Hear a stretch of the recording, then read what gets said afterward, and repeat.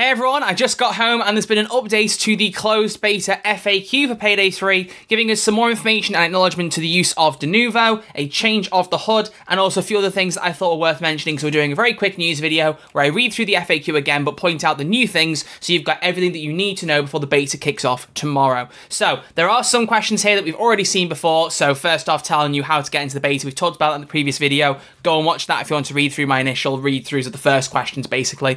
But the first new thing here is the different HUD. So it acknowledges that the HUD will look differently in the beta versus the full game. I'll put on screen now, this is the old HUD. This is the one that you'll see in the beta, and also it's the one that I saw when I was playing in Sweden. This beta has been confirmed to be the same build that I played then. So that's what the HUD looks like in the beta, but it will look more like this HUD when the actual game launches in September. They've locked off a different version of the build, and that's the one they're putting out as a beta, as a tech test. That's why they're not asking for feedback on features, because a lot of things have changed since this beta build was devised. It's more to test the servers and give people a bit of a taste of the game, rather than people to give feedback as to what works and what doesn't, because things have changed since. So that's what the HUD looks like. After that, it then tells you again about how you'll know if you're given access to the beta. So to reiterate this one, because I think it's important, they will email you at some point during the beta. It doesn't have to be tomorrow. They're going to approve people several times a day as the beta progresses. So if you don't get told immediately, it doesn't mean you won't get access later on. So always be checking your emails every day until the 7th of August. Keep an eye on them, because you may well get in on Friday, on Saturday, on Sunday. It could happen.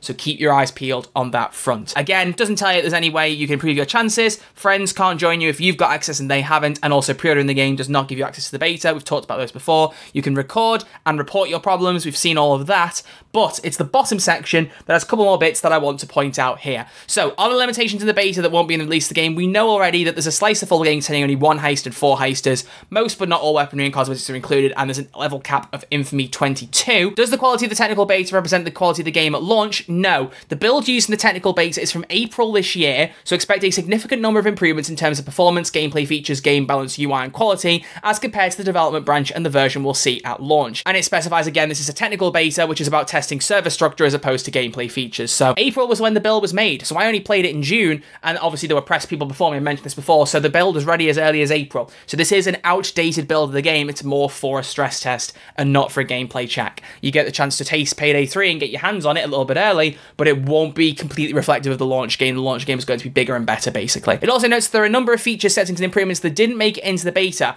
Aim assist for controllers has been improved in the new version of Payday 3, but the beta used the old version. On top of that, it tells us that the in-development version differs from many aspects, such as skills, weapons, weapon mods, tools, and accessories, as well as AI, which have all gone through several iterations and improvements by the time you get your hands on the launch version of Payday 3. One thing I would presume that would be skills. Like I said, the skill system at the time, I thought it wasn't very intuitive. It looked like it was organized quite well, but it wasn't clear how to use some of the things, so they'll have probably improved that. But yeah, weapons, weapon mods, things like that will have been improved, buffed, changed. So again, not everything will be super reflective. Here's the big thing though, acknowledging the existence of Denuvo. I mentioned this earlier in my answering your questions video. They've added Denuvo's anti-tampering functionality of Payday 3 in order to safeguard the game and protect its intellectual property. This will ensure Payday 3 is not pirated, and we as developers can concentrate on what we do best, creating a great experience for aspiring heisters.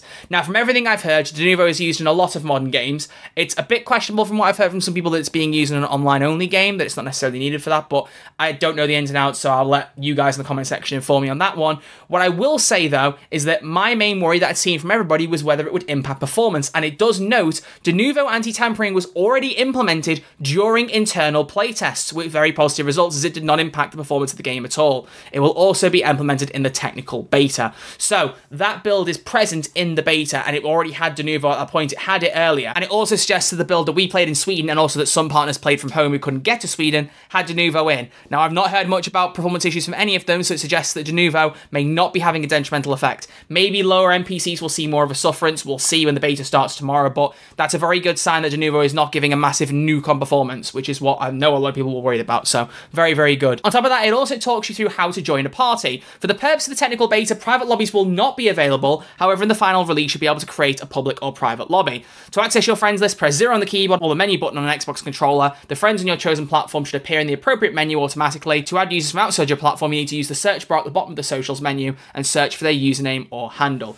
You can see some steps here, so adding people on Steam, and then you can add them in Steam Friends. Xbox, again, add them on Xbox, you'll find them under your friends list. On Nebula though, because you can add Starbreeze Nebula accounts now, friends added through the in-game friend feature, which is found at the bottom of the list in the social tab and will appear under the category Payday. So it seems that you only do it from within Payday 3 and not online, but there is a video they provided here, which I'm going to run in full on screen now, so you can see exactly how to do it, and you can refer back tomorrow or whenever if you're trying to add someone from a different platform.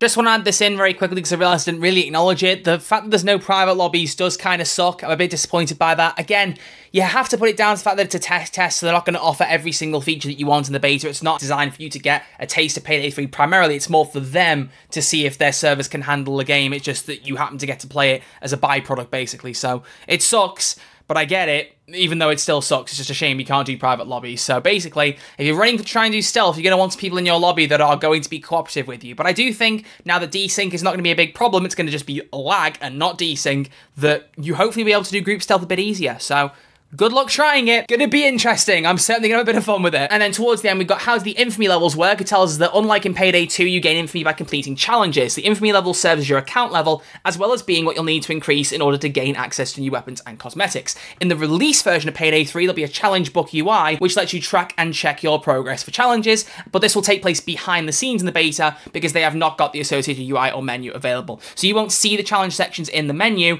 but you will be completing them without realizing it. So you'll get a bit of an idea of what it's like to just play casually and have some of the challenges popping up. It then confirms there will be a tutorial in the release version of Payday 3, as well as several gameplay mechanics that will have text descriptions that are not in place during the beta. So you won't have a tutorial in the beta, it's just a bit of having to go with the game. You won't get all the explanation now, it'll come at launch.